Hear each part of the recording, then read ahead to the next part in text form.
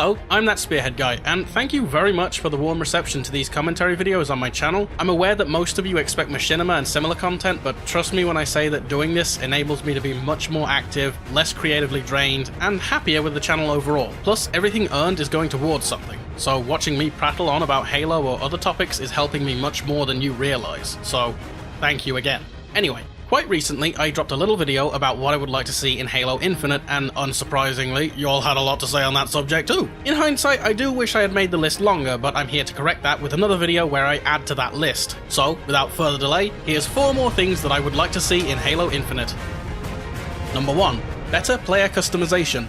My initial reaction to the news that Halo 5 would only feature body and helmet customization was one of complete bewilderment. To this day, I still don't understand why this decision was made. Of course, if I had to take a guess, it would probably be down to resource management issues, a lack of time to get things fully prepped for launch, or just the old game development jargon that would probably go over the heads of your average consumer. I honestly doubt that 343 wanted to ship the game this way, and I'm sure there's a good reason for it, but at the time, it was still a bit of a sting to see Halo lacking so much in the customization area, at least for me. Part of the fun of Halo is playing dress-up with your Spartan, making him look badass or edgy, and having the customization gutted this way made it feel extremely limiting.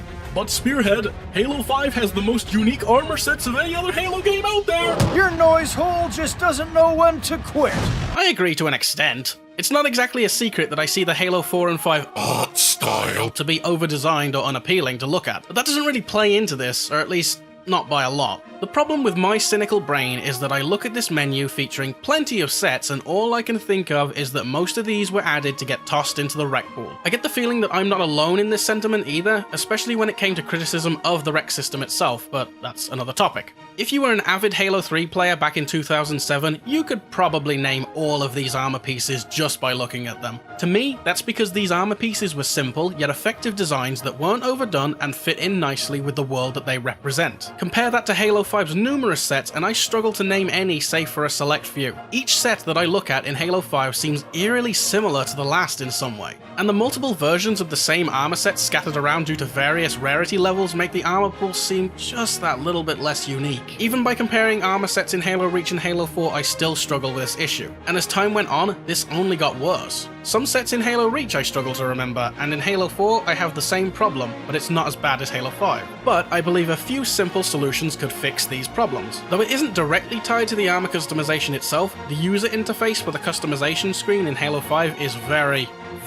poor in my opinion. Sliding through these large boxes to find one piece of armor in a pool of over 200 sets is a little bit annoying, especially when most of these sets do look the same. I feel like bringing back a UI like Halo Reach would help solve this problem, maybe even Halo 4. I can't be the only one thinking that we don't need to see a picture of the armor piece, especially when we have a perfectly good Spartan off to the right who will show us exactly what we are equipping. I didn't see the need for these big preview images in Reach either, since we had the camera focus on what part of the Spartan we were editing. I feel like a more streamlined UI would work wonders, and as for customization and sets, a return to what Halo 4 had to offer seems like it would be a good place to start, so your head, your shoulders, your chest, your forearms, legs and visor, they're all customizable. For sets themselves, quality over quantity is all I have to say.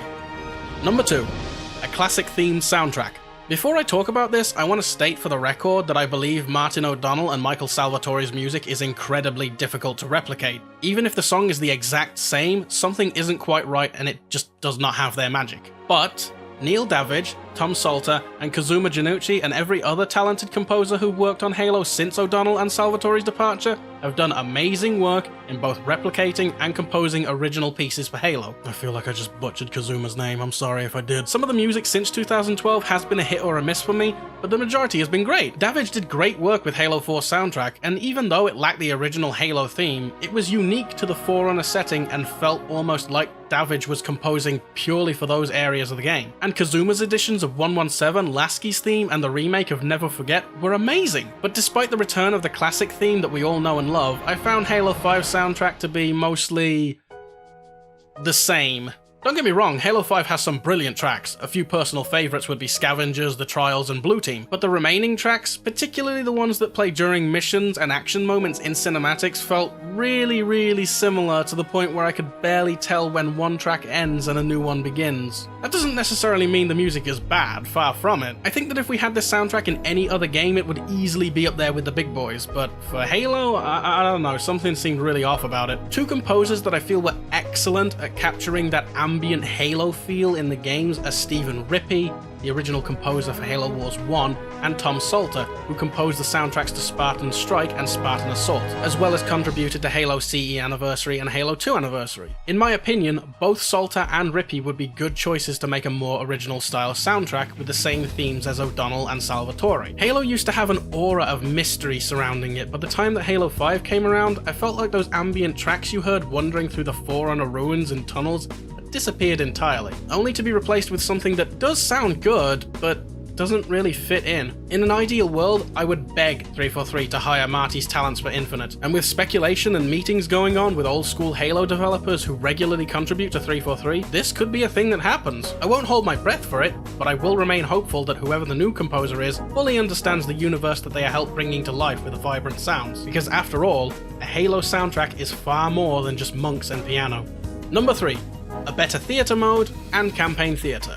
Campaign theatre is not exactly what a large portion of people are going to benefit from, but I would love to see it return so I can look at some of the strange and sometimes gorgeous environments that 343 can create in greater detail. 343 San Helios in Halo 5 is one of the most attractive looking maps that I've ever seen, and it seems like a huge shame that I can't take a closer look at some of the hidden goodies out there, or even take screenshots or grab footage from my videos. I had the exact same problem with Halo 4, and I was so desperate that I eventually had to make use of Lord Zed's campaign theatre mod to create the Lives of the Prometheans Definitive Edition, and to just look around in general. A decision that I'm still happy with because honestly, Halo 4 has some great looking character models and environments, and my video ultimately came out better for showcasing that. But going beyond wanting to have a look around some pretty maps, Halo Infinite really does need to have a theatre mode that is just as accurate as previous games. I've been told the reason for the strange sync issues time and time again, but my memory is terrible and I often forget. But I am aware that the issues with Halo 5's theatre mode is a technical one that 343 would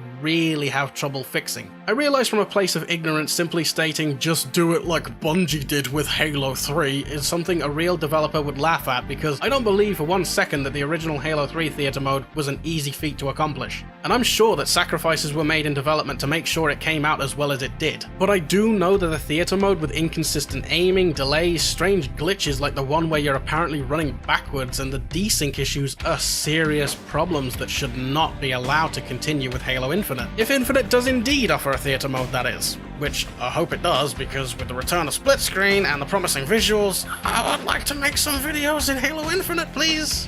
Number 4. Community rewards. I'll be honest, Halo 5 is not my favourite Halo game by far, but it is the first Halo game that made me feel like I had earned something for making videos. Something that I was proud of, even though it was a simple assault rifle skin. See, in Halo 5, if you create content that is featured on Halo Waypoint, you unlock the Fire Unicorn skin for the assault rifle. It might not be everyone's cup of tea, but I've had this skin equipped since the day I unlocked it. Of course, unless I'm creating content and I need a blank assault rifle. And you know what? It's a simple reward that I'm still happy with. And funny enough, other players that encounter me in custom games sometimes send me messages asking if they can hold it to see what it's like in first person. I'm droning on, but my point is that unlocking something so simple made me feel pretty good. 343's been doing really well on this front, honestly, and with the new updates to the MCC, we've got several new nameplates, including a Fire Unicorn nameplate that, hell yes, I'm gonna try and unlock by working hard on content. Putting aside the AR skin, 343 also created several assets for people who get maps featured on matchmaking, or encounter them during playdates. For Infinite, I'd like to suggest that this idea be taken further if possible. Not to give people some grand reward for insert reason here, but to help boost that little spark of creation. Are you going to get people doing it exclusively to get something unique? Of course, you get chances like that all the time, but that shouldn't discourage true creative types from doing something cool and being rewarded for it. By no means am I suggesting that this must be a thing to encourage creativity. Releasing your creation to the world should be your reward for the work you've put in, but, and I mean this with absolute sincerity, it feels so good knowing your content was seen by the developers of the game that you were using to make content. Whether you're making montages, taking screenshots, speedrunning, machinima, graphic design, anything, pick your poison, but getting featured alone feels great, and to get a little trinket out of it to showcase that in-game is even better. I don't think 343 needs to do a whole lot to improve this system for Halo Infinite. If they wanted to make more assets, then that's their decision, but if weapon skins and a large armor pool are already planned for the game, I feel like the system we have in place right now is great, and in some small way could help inspire a few new creators out there, and that's what I think Halo needs. More people creating content with the game. Not necessarily just on YouTube, but anywhere with any method. And a little bit of community reward here and there can inspire people to do stupid but amazing, amazing things. Just ask Halo 3's coveted recon armor. Holy hell, lots more words, and my throat is definitely dry, but thank you again for watching the video. If you're a fan of my other content, like the lives of, please stay tuned, as I'll have a fun announcement soon enough that I'm sure you'll enjoy. See you next time.